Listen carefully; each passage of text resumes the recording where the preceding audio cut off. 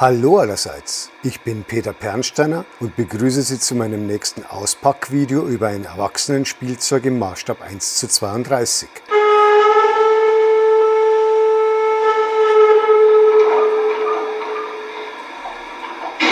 Es handelt sich um ein 8,7 Kilogramm schweres Modell der Schnellzugdampflok Schorsch 02 0314-1 im Betriebszustand um 1970/71.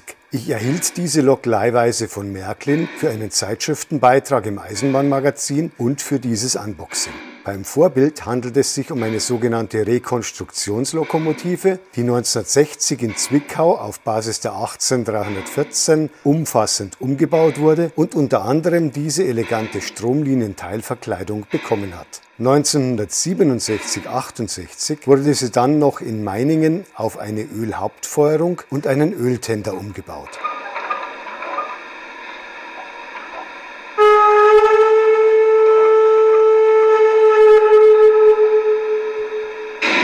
In meinem Video zeige ich nach dieser ersten kleinen Probefahrt, wie die Lok verpackt ist und blättere kurz durch die Bedienungsanleitung. Dann gibt es einen Blick unter die Lok und viele Detailansichten sowie fast alle im Digitaldecoder enthaltenen Geräusche. Anschließend zeige ich eine Probefahrt auf meinen Testgleismodulen über Bögen und Weichen mit nur 1020 mm Radius hinweg. Danach folgt nochmal die jetzt gerade gezeigte Probefahrt, aber aus einer anderen Perspektive und ohne mein Dazwischengerede. Abschließend ist das Modell auf der großen Modulanlage von Reinhold Brenner unterwegs und kann dort heftig qualmen. Einmal als Lok allein und einmal mit 7 Schnellzugwagen als rund 6 Meter lange Zuggarnitur. Jetzt geht es ans Auspacken. In diesem 13,5 Kilogramm schweren und 106 cm langen Schutzkarton befindet sich die für knapp 4.000 € gelistete Lokomotive. Im Inneren des Schutzkartons ist noch ein Fläschchen mit 50 ml Dampföl für den Rauchentwickler des Modells. Der eigentliche Originalkarton ist 99 cm lang und wiegt samt Lok 12,3 Kilogramm. Im linken Fach der Styroporschale sind diverse Zurüstteile, unter anderem zum Austausch gegen die serienmäßig am Tender montierte Telex-Kupplung. Dann folgen die obligatorischen Schutzhandschuhe, diverse Unterlagen, die ich gleich genauer zeige, und eine Pipette zur Befüllung des Rauchentwicklers. Rechts sind schließlich noch 2 Verkleidungen zur Montage unter dem Führerstand, wenn man große Gleisradien befahren kann, und dieser Gabelschlüssel, der demnächst zum Einsatz kommt. Jetzt folgt der versprochene Blick in die mitgelieferten Unterlagen.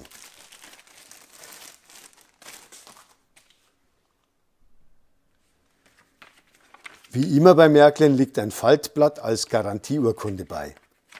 Darin sollte wohl der Fachhändler seinen durchgeführten Funktionscheck des Modells bestätigen.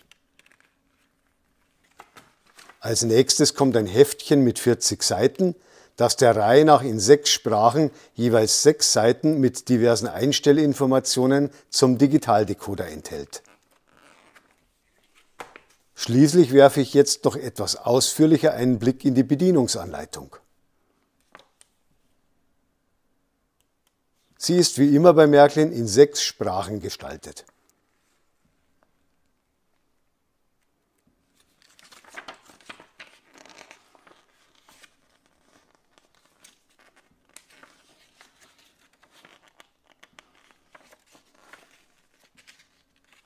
Die 4 jeweils ausführlicheren Seiten mit Informationen zu den 32 Digitalfunktionen und zu den wichtigsten Decoder-Parametern zeige ich jetzt aber nur in Deutsch und Englisch.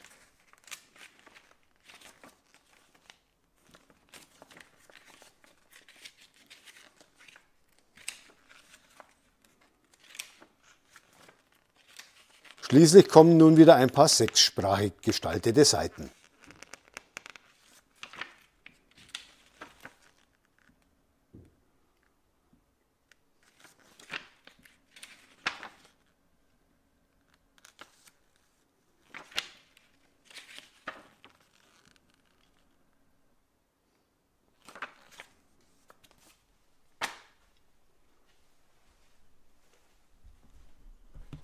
Nun geht es ans endgültige Auspacken der Lok.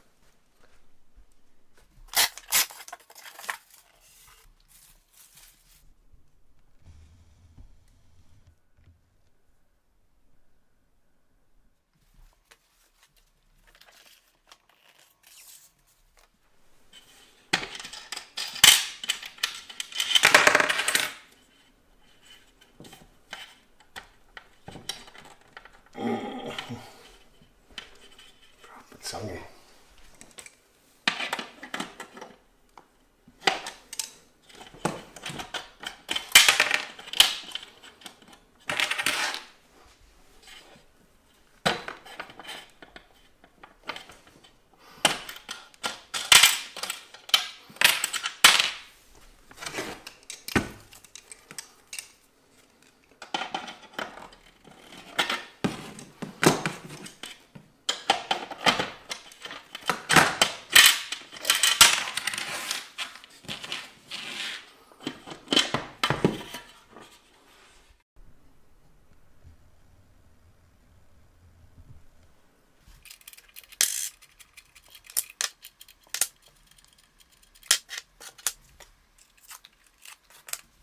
Jetzt fische ich mal kurz die vorhin von der Sechskantschraube heruntergefallene Kunststoffbeilagscheibe mit einer Pinzette heraus. Und hier liegt noch ein winziges Schräubchen, das wohl versehentlich nicht fixiert wurde. Ich habe dann später tatsächlich entdeckt, wo es fehlte. Nun wird noch im Vierfach-Zeitraffer der Tender von den Transportsicherungen befreit. Und dabei sieht man jetzt auch gleich, dass die Herausnahme der Polsterstreifen manchmal eine echte Geduldsprobe sein kann.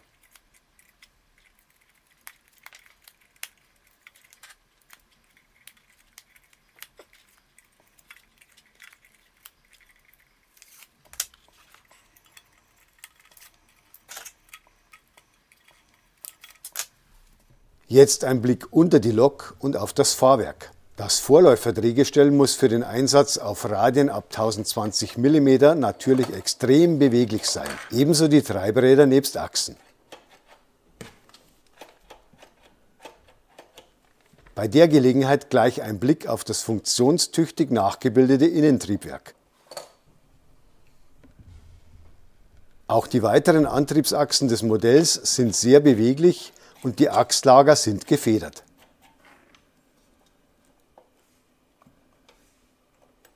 An der zweiten Treibräderachse befindet sich der Taktgebermagnet für den radsynchronen Dampflok-Sound. Und hier ist das Getriebe für den schräg nach oben in Richtung Führerstand eingebauten Antriebsmotor.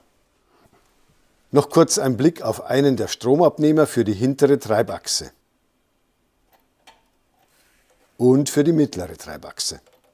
An der vorderen Achse erfolgt keine Stromabnahme, aber an allen 4 Achsen des Tenders. Auch die Nachlaufachse ist sehr beweglich und für den Einsatz auf engen Gleisradien mit nur 1020 mm sind ab Werk unter dem Führerstand Verkleidungen mit einem entsprechend großen Ausschnitt montiert. Diese tausche ich jetzt gegen die mitgelieferten vorbildgerechten Verkleidungen, die allerdings einen Mindestradius von rund 2,5 Metern erfordern.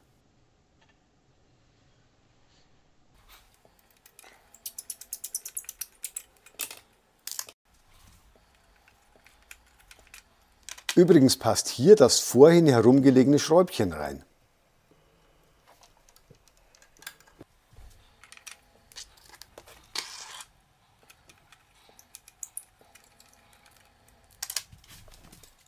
Nun noch kurz ein Blick unter den Tender mit seinen beiden Drehgestellen.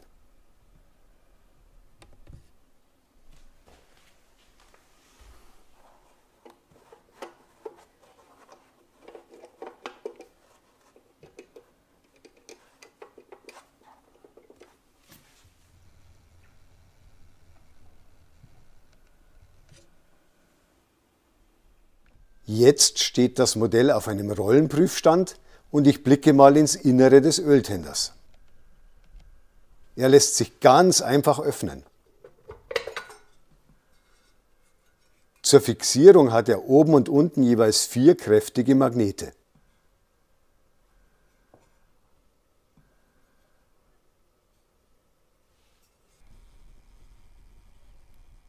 Im Tender ist ein großer Lautsprecher nebst entsprechend dimensioniertem Schallgehäuse für voluminöse Basstöne.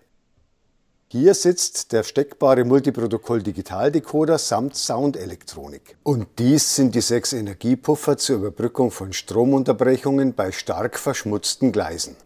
Nun schließe ich den Tender wieder und zeige, wie die Lok und der Tender miteinander gekuppelt werden.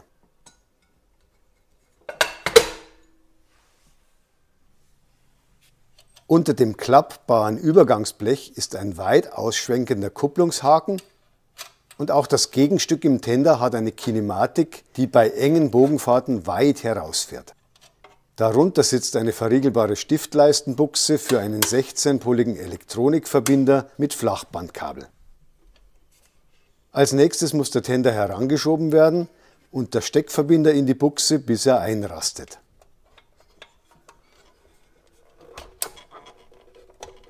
Dann muss die Lok etwas angehoben werden, damit der Kupplungshaken in die Öse vom Tender rein kann. Das ist die Position für enge Gleisradien. Ich kupple jetzt aber mit 8 mm kürzerem Abstand, damit ich die Lok in vorbildgerechter Länge von knapp 739 mm zeigen kann. Nun folgen Detailansichten des Modells sowie ein Großteil der im Decoder schaltbaren Geräusche. Als erstes die Pfeife.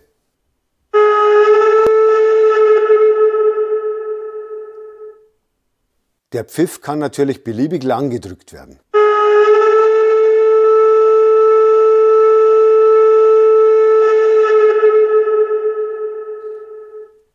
Der Rangierpfiff, der Schaffnerpfiff,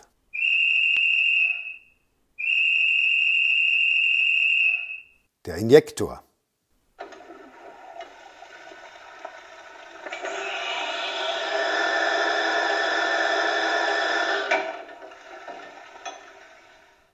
Die Wasserpumpe,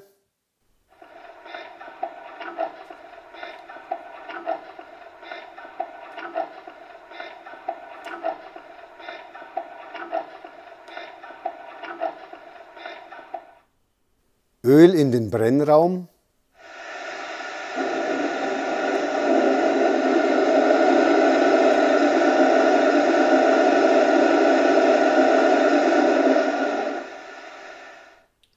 Dampf ablassen,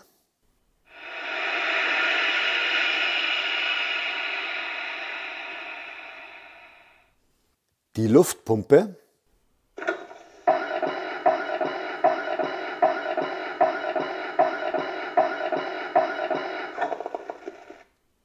Bahnhofsumgebungsgeräusche,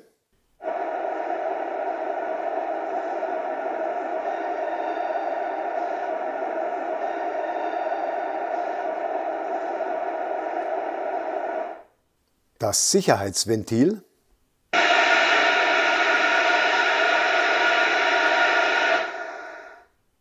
der Generator,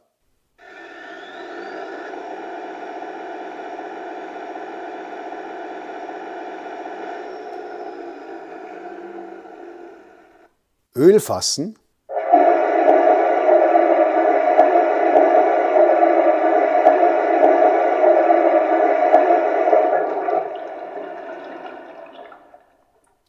Wasserfassen,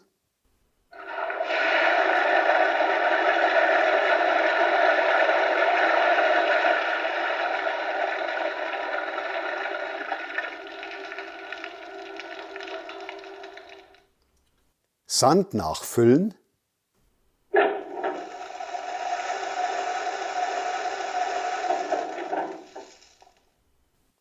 und schließlich eine Ansage zum Vorbild. Der Schorsch war ein einzigartiges Unikat der Deutschen Reichsbahn DR. Eine ungewöhnliche, ja außerordentliche Lebensgeschichte weist die später Schorsch genannte Dampflok 18314 der Deutschen Reichsbahn der DDR auf.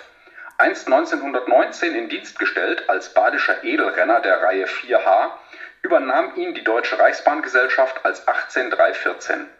Nach Ende des Zweiten Weltkriegs gelangte die Lok im Tausch gegen eine S36 in die Sowjetzone, wo die spätere VESM Halle dringend eine schnelle Vierzylinder-Verbunddampflok für Versuchsfahrten benötigte. Jetzt mit grüner Farbgebung wurde sie 1960, um noch schneller zu werden, mit Reko-Kessel, Teilverkleidung, neuem Führerhaus sowie Tender versehen. Das Tüpfelchen auf dem i bildete 1967 die Umrüstung auf Öl-Hauptfeuerung. Ende 1971 wurde sie abgestellt und 1984 in die Bundesrepublik Deutschland verkauft. Seit 1986 bildet die Dauerleihgabe der HEF als 020314 eines der Glanzstücke im Auto- und Technikmuseum in Sinsheim. Jetzt komme ich noch zu ein paar Technikbesonderheiten des Modells. Es verfügt wie viele andere Spur 1 Dampfloks von Märklin wieder über eine aufwendig per Servomotor nachgebildete Steuerung. Wenn die Lok vorwärts anfährt, bewegt sich der Arm aus der Neutralstellung zunächst nach unten. Dann fährt er nach einiger Zeit ein gutes Stück retour. Und erst nach dem Anhalten geht der Arm in die Neutralstellung zurück. Bei Rückwärtsfahrt bewegt sich der Arm entsprechend nach oben. Er geht dann auch wieder nach einiger Zeit nicht komplett retour, sondern nur einen größeren Teil. Und erst wenn die Lok stehen bleibt, geht er in die Neutralstellung zurück. Jetzt zeige ich die Steuerung noch einmal, aber nebst Dampflok-Sound des Modells und dabei bitte unbedingt auf den Führerstand achten.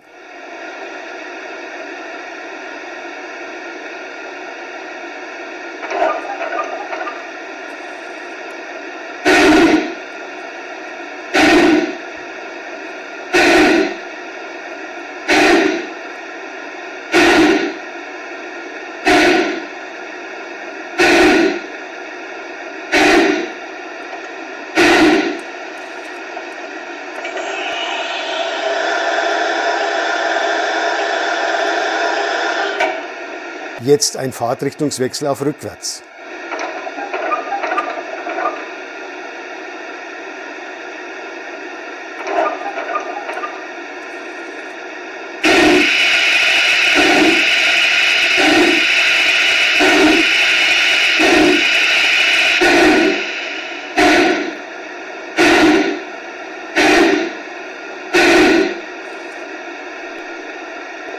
Nochmal etwas näher eine Vorwärtsfahrt. Dabei kann man auch ganz schön über der hinteren Vorlaufachse das nachgebildete Innentriebwerk bei seiner Arbeit sehen.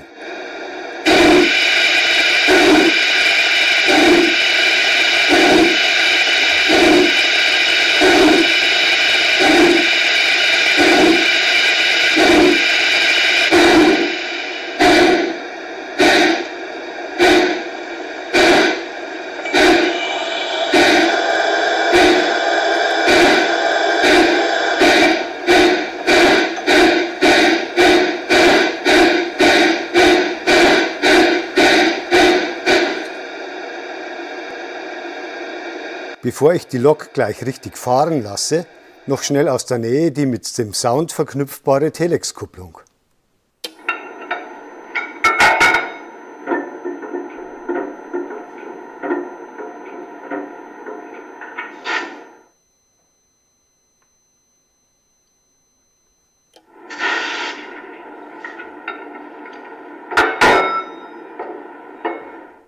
Nochmal kurz ein Fahrtrichtungswechsel, damit man auch mal die Rücklichter am Tender in weiß sieht.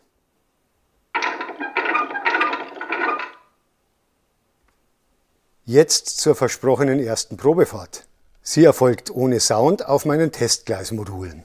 Dabei zeige ich insbesondere die Einsatzfähigkeit auf engen Gegenweichen mit nur 1020 mm Radius. Hierzu musste ich natürlich unter dem Führerstand die geschlossenen Verkleidungen gegen die mit Ausschnitt tauschen und vorne bei den Zylindern die Kolbenstangen-Schutzrohre abschrauben. Der Schorsch fährt hier übrigens in der niedrigsten per Digitalzentrale regelbaren Geschwindigkeit. Für 1 Meter braucht er dabei 58 Sekunden. Das entspricht einer Vorbildgeschwindigkeit von nur knapp 2 Stundenkilometern.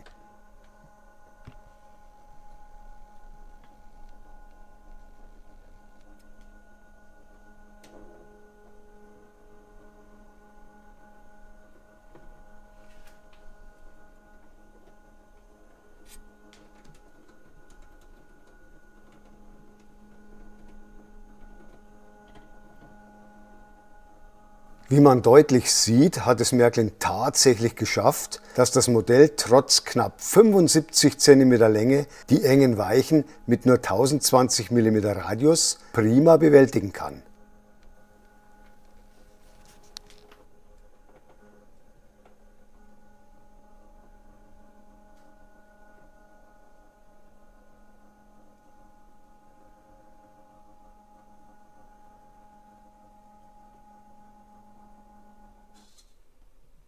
Jetzt sehen wir die Lok auf meinem Fotodiorama, und zwar wieder vorbildgerecht kurz gekuppelt und diesmal vor allem mit Qualm aus dem Dreifach-Rauchentwickler.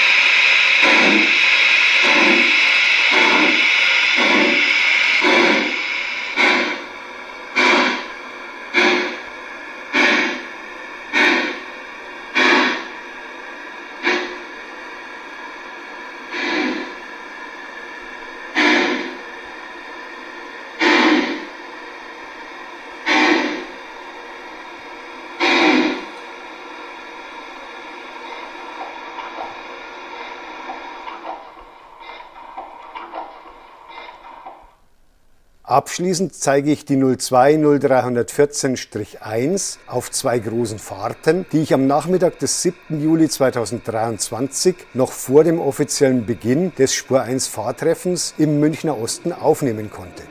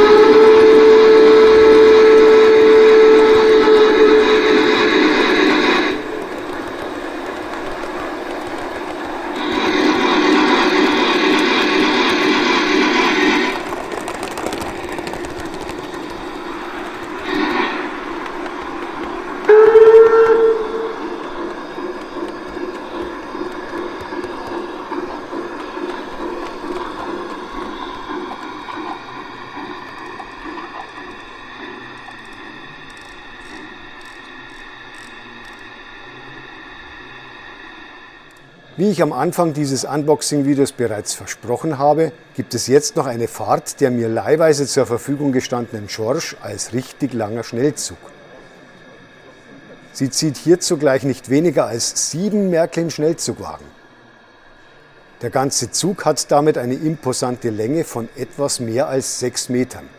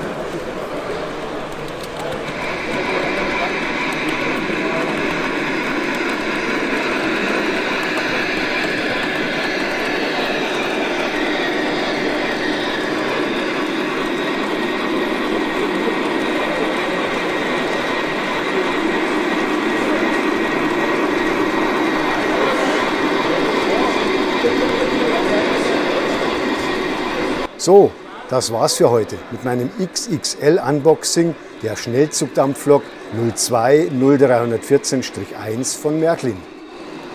Ich hoffe, es hat wieder Spaß gemacht und ich würde mich sehr freuen, wenn Sie mal wieder auf meinem Kanal vorbeischauen. Ich sage Servus, bis zum nächsten Mal. Ihr Peter Pernsteiner.